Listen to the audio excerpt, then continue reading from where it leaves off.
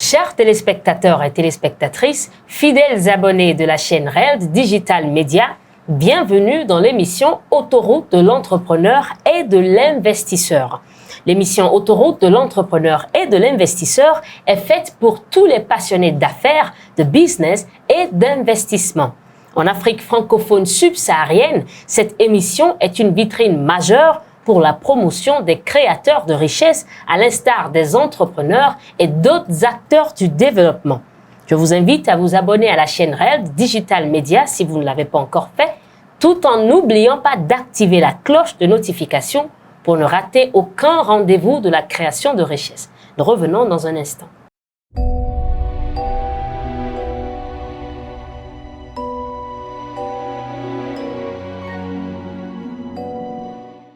Alors, de retour sur le plateau de l'émission Autoroute de l'entrepreneur et de l'investisseur. Nous discutons aujourd'hui de l'entrepreneuriat à l'ère du digital. Et pour ce faire, nous avons invité M. Japhet Tchabao. M. Japhet, bienvenue. Bonjour. Comment ça va? Je vais très bien. Et les activités? On remercie Dieu. Très bien. Présentez-vous un peu aux téléspectateurs. Alors, je suis Japhet Tchabao. Je suis entrepreneur et génie logiciel. Je propose des solutions numériques adaptées aux entreprises togolaises. Proposer des solutions numériques. C'est un peu du nouveau, là, une solution numérique. Il faut comprendre que nous sommes à une ère où on ne peut pas promouvoir ces activités sans passer par le numérique. Et quand nous parlons de numérique, le numérique comprend plusieurs domaines. Alors, nous proposons des services d'ordre du développement de logiciels, d'ordre des solutions que nous appelons des software as service, qui sont des produits logiciels qui deviennent des entreprises aux entreprises de la place. Très bien. Parlez-nous un peu de votre parcours d'entrepreneur. Disons que je suis rentré dans l'entrepreneuriat un peu par hasard. Je ne savais pas au début qu'il existait quelque chose qu'on appelait l'entrepreneuriat. Mais ma personnalité, depuis l'enfance, on trouvait que j'étais quelqu'un qui aimait innover, quelqu'un qui prenait le contrôle des choses. Je suis rentré dans l'entrepreneuriat après un stage au niveau d'un incubateur de la place à Africa Coworkers. Et après 2 semaines de stage, j'avais lancé ma première entreprise qui s'appelait Mapleno, qui est l'une des plateformes e-commerce du marché en ce moment. Et c'est comme ça que j'ai découvert le domaine de l'entrepreneuriat.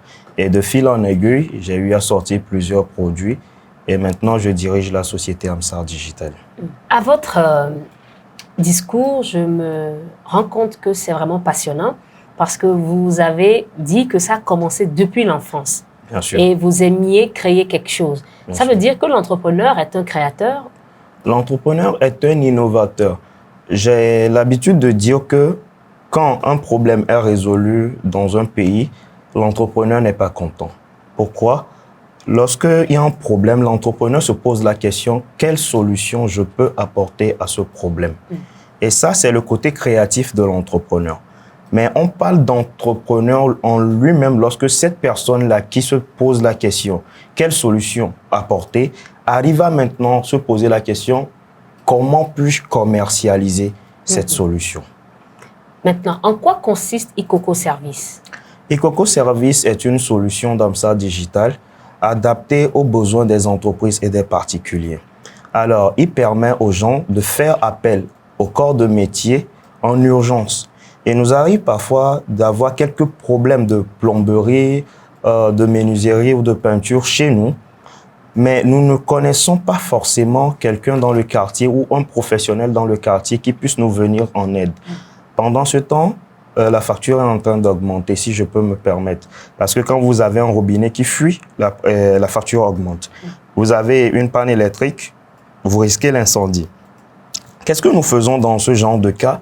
Nous demandons aux gens s'il y a un professionnel de ce domaine-là dans le quartier. Peut-être oui, mais est-ce qu'il est disponible? Des fois, nous rencontrons ce problème de disponibilité de la personne que vous appelez, il vous dit « je suis sur un chantier, je peux arriver dans 2 heures, dans 3 heures ». Mais vous n'avez pas forcément 2 heures, 3 heures devant vous. Alors, il faut maintenant quelqu'un qui puisse vous satisfaire dans l'heure. C'est là où iCoco intervient. iCoco est une application qui vous permet de demander ce corps de métier. Aussitôt, il y a un service client qui vous appelle pour confirmer la commande et essayer d'avoir plus d'informations sur le problème que vous rencontrez. Il envoie aussitôt un artisan vers vous et en moins de 30 minutes, quelqu'un est là pour réparer cette panne-là. Donc, ça veut dire que vous avez tous les corps de métier insérés dans iCoco? Nous n'avons pas encore tous les corps de métier. Nous avons une base de données d'artisans classée selon les corps de métier. Et jusqu'à présent, nous continuons à recevoir des dossiers de personnes qui cherchent à intégrer iCoco. Mais nous n'activons un corps de métier que lorsque nous avons une base de données suffisante pour pouvoir fournir la population. Parce que si nous n'avons que 2 personnes sur un corps de métier et que ces 2 personnes sont sollicitées et que notre commande arrive, iCoco ne pourra pas l'honorer. Et ça, nous ne pouvons pas nous le permettre. Donc, nous activons les corps de métier dont la base de données est assez fournie. Plus précisément, je dirais qu'actuellement, c'est plutôt la plomberie, l'électricité qui sont le plus demandés et nous avons une base de données qui couvre Lomé actuellement. Qui couvre Lomé actuellement. Ça veut dire que 50 personnes peuvent appeler et seront servies dans un très bref délai? Très bref délai. Très bien. Donnez-nous un peu une description sur comment utiliser cette application. iCoco a été conçu avec un style que nous appelons le design thinking. Le design thinking dit quoi? Tout ce que vous faites pour moi, sans moi, ne m'est pas destiné. Alors, il a été conçu avec l'aide des utilisateurs eux-mêmes, afin d'être le plus souple possible à prendre en main. Lorsque vous téléchargez l'application sur Play Store, il vous demande juste votre numéro de téléphone. Et lorsque vous rentrez votre numéro de téléphone, vous avez la liste des artisans et des corps de métier qui se présentent devant vous. Plombier, électricien, menuisier, peintre, etc. Vous cliquez sur le corps qui vous intéresse. On va vous demander dans quel quartier vous êtes. Une liste de quartiers vous sera affichée. Vous sélectionnez votre quartier et il vous dit « Ok, votre commande est enregistrée. Un agent va prendre le relais. » Dans la minute, vous allez recevoir l'appel du service client qui vous essaiera d'avoir plus d'informations sur le problème que vous avez. Pourquoi est-ce que le service client doit vous appeler? Parce qu'il faut une certaine donnée à fournir à l'artisan avant qu'il ne démarre de chez lui pour savoir quels outils il va prendre en main. S'il a besoin de pinces, de tournevis, c'est lui qui sait. Mais nous, on essaie de lui fournir un minimum d'informations quand même. Maintenant, arrivé sur les lieux, nous lui donnons votre numéro de téléphone, il vous contacte pour avoir le lieu précis. Arrivé sur les lieux, il va faire d'abord ce que nous appelons le constat et vous faire un devis parce que vous voyez que c'est ceci le problème. Oui. Mais en réalité, c'est peut-être plus grave que ça ou bien moins grave que ça. C'est lui l'expert, c'est lui qui sait. Il vous fera un devis. Il se passe 2 choses dans cette situation. Oui. Le premier cas, c'est que oui, le devis, vous pouvez le faire tout de suite. Vous dites à l'artisan, OK, on le fait. Et vous le faites ensemble et vous réglez l'artisan. Ensuite, vous notez l'artisan dans l'application. La deuxième option, ça nous arrive à tous, c'est que je n'ai peut-être pas encore les moyens de régler cette situation. Il n'y a pas de problème. Mais le déplacement de l'artisan est à vos frais et c'est à hauteur de 2 000 francs CFA. Donc, ou il arrive et vous réglez le problème, ou soit vous lui payez le déplacement. Et lorsque vous serez prêt, vous pouvez toujours refaire appel à iCoco pour que l'artisan vienne régler le problème. Dans ce cas, est-ce que le client est informé d'avance qu'en cas de non-accord, il pourra payer le déplacement? À chaque fois que le service client, avant d'envoyer un artisan chez vous, il vous donne les conditions. À chaque fois. Et les conditions sont stipulées aussi dans l'application au niveau des conditions d'utilisation. Mais comme les gens, nous savons tous que nous faisons du suivant dans les applications.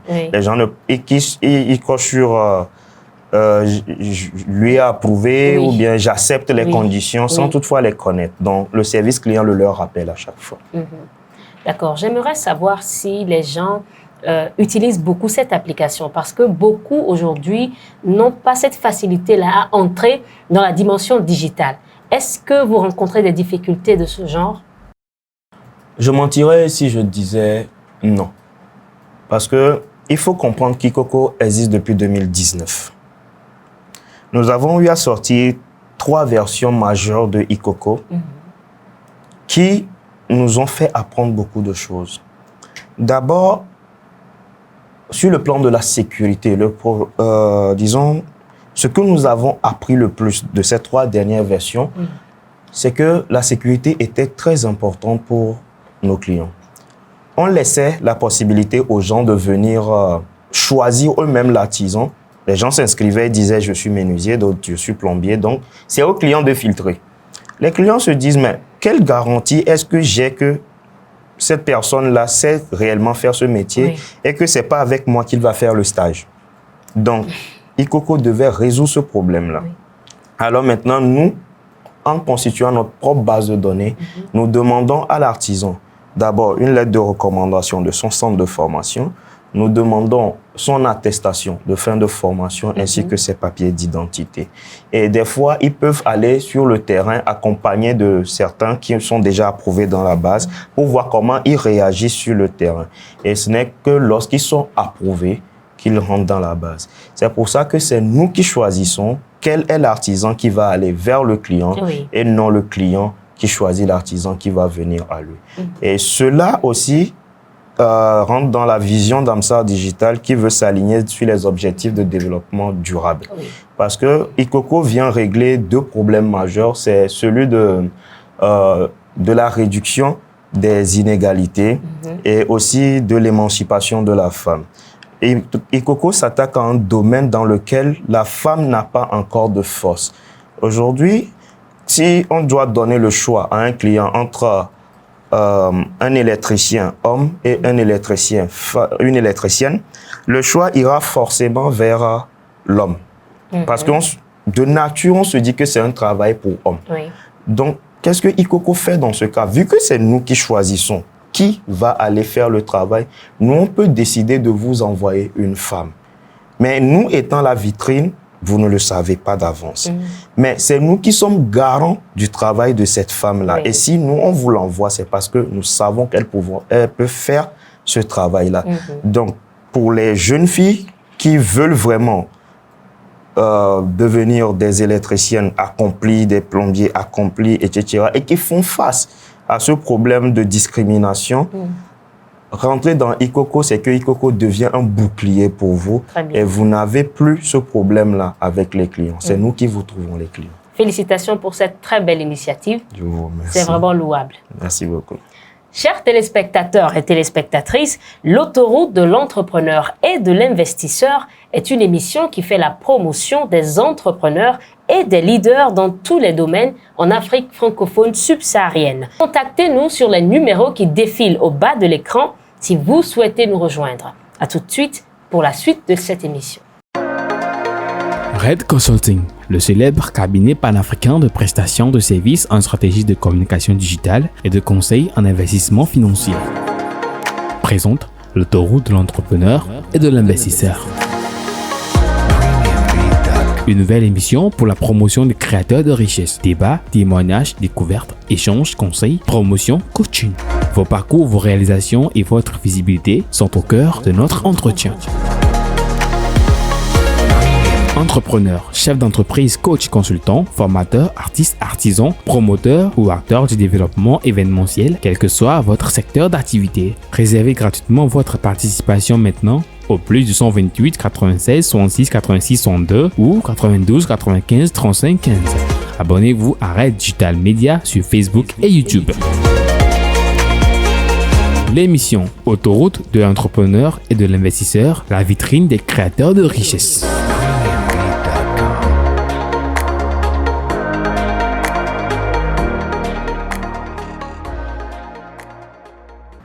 Alors, monsieur, quelles sont les difficultés que l'entrepreneuriat rencontre à l'ère du digital? Les difficultés de l'entrepreneuriat à l'ère du digital varient d'un pays à l'autre.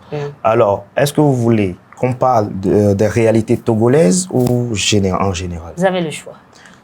Vu que c'est le Togo qui m'intéresse, je vais plutôt me pencher vers le Togo parce qu'on balaie chez soi avant de regarder ailleurs. Il y a quelque chose qui se passe en ce moment au Togo où on vend le rêve de l'entrepreneuriat aux jeunes.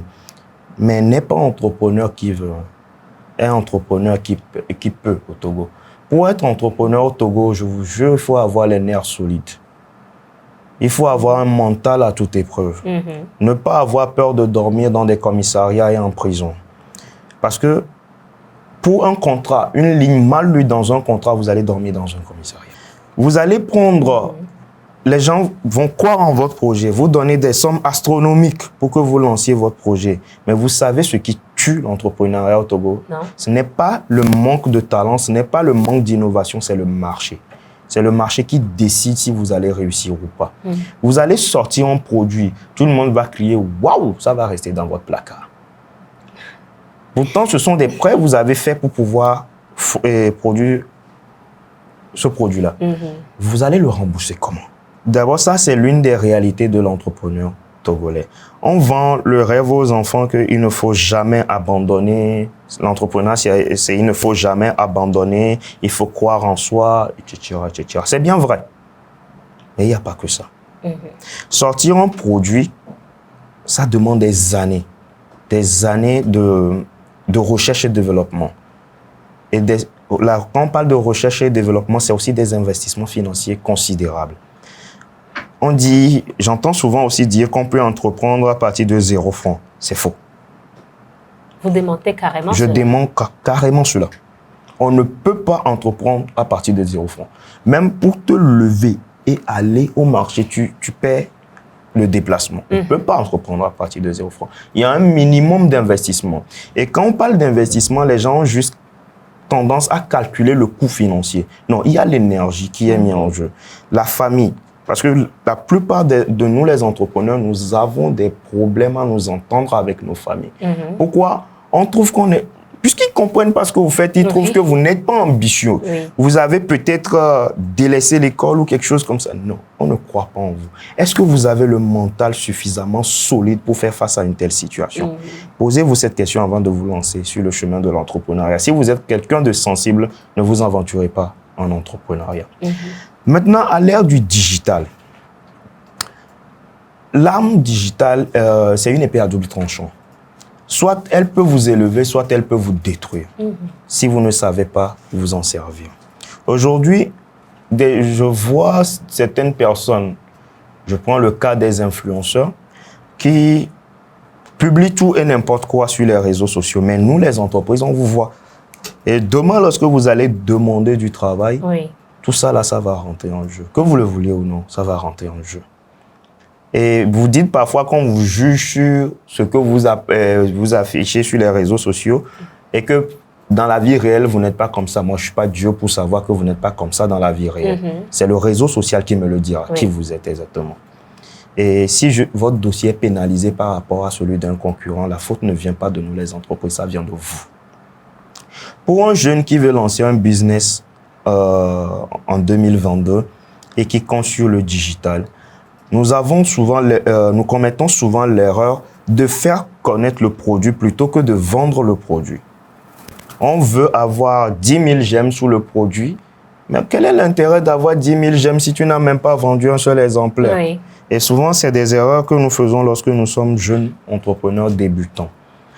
Je préfère avoir un produit où je n'ai qu'un seul j'aime lors de la publication, mais quand même qui converge, ce seul j'aime-là a entraîné une vente. Et si je prends le cas de Ikoko, nous avons dit que Ikoko était pour tout le monde. Mais la priorité a été mise au niveau des entreprises. Parce que nous recevons certes des commandes de particuliers, etc., mais ce ne sont pas, disons, notre cible réelle. C'est plus les entreprises parce que c'est eux qui font des contrats avec nous et c'est eux qui paient les factures. On sait qu'à la fin du mois, cette facture-là sera réglée avec les frais de cette entreprise-là, etc., etc. Je ne sais pas si vous voyez un peu ce que je veux dire. Donc, et de deuxièmement, le jeune entrepreneur doit penser à définir ce que nous appelons sa cible. Souvent, nous lançons un produit, Puisqu'il y a les réseaux sociaux, c'est gratuit, on se lance dessus, on balance partout et on n'a pas de retour. On se demande pourquoi. Des fois, on doute de nous-mêmes pour savoir si c'est le produit qui n'est pas bon. Non, ce n'est pas que le produit n'est pas bon. Tu n'as pas défini la cible. À qui s'adresse ton produit? Parce que quand vous sortez un produit, le produit ne s'adresse pas à tout le monde. Oui. À qui s'adresse réellement ce produit? Maintenant que vous avez trouvé à qui cela s'adresse, où se trouve cette cible-là? Il y a des cibles que je ne peux trouver que sur TVT. Très bien. Parce qu'ils vont regarder le journal de 20 heures. Et ça, c'est plus ce que nous appelons les barons, l'administration. Ces messieurs ne ratent pas le journal. Donc, c'est eux, je vais chercher sur TVT. Si je cherche la jeunesse qui aime s'afficher, peut-être c'est du bling-bling que je vends. Oui. C'est sur les réseaux sociaux tels que TikTok et Instagram. Vous voyez que, au lieu de distribuer mes efforts à publier sur tous les réseaux, Faut cibler. je cible et je me concentre sur la personne. Très bien. D'accord. Donnez-nous 2 conseils que vous pouvez offrir aux jeunes entrepreneurs qui ont du mal à utiliser le digital pour promouvoir leurs entreprises. Je dis souvent, ne cherchez pas à combler vos erreurs, vos lacunes, ne cherchez pas à les combler. Identifiez vos forces et spécialisez-vous dedans. Maintenant, trouvez quelqu'un dans votre entourage qui peut combler votre lacune à votre place. Si vous savez que vous n'êtes pas bon dans l'outil numérique, il y en a qui sont bons, qui sont des community managers et autres. Faites-leur confiance. Ne cherchez pas à jouer tous les rôles dans l'entreprise. Et aussi, évitez d'investir des grosses sommes dans ce que nous appelons les publications sponsorisées. Oui. Les boosters. Les boosters. Non. Privilégiez plutôt la rencontre avec les gens. Si quelqu'un voudrait vous contacter, quels sont les numéros disponibles? Nous sommes disponibles au 90 87 50 59 et au 92 61 08 83. Vous êtes sur les réseaux sociaux? Oui. D'abord, notre site web, c'est amsadigital.com ou pour le projet iCoco, icocoservice.com. Et sur les réseaux sociaux, c'est @icoco. Votre mot de fin? Ne lâchez rien.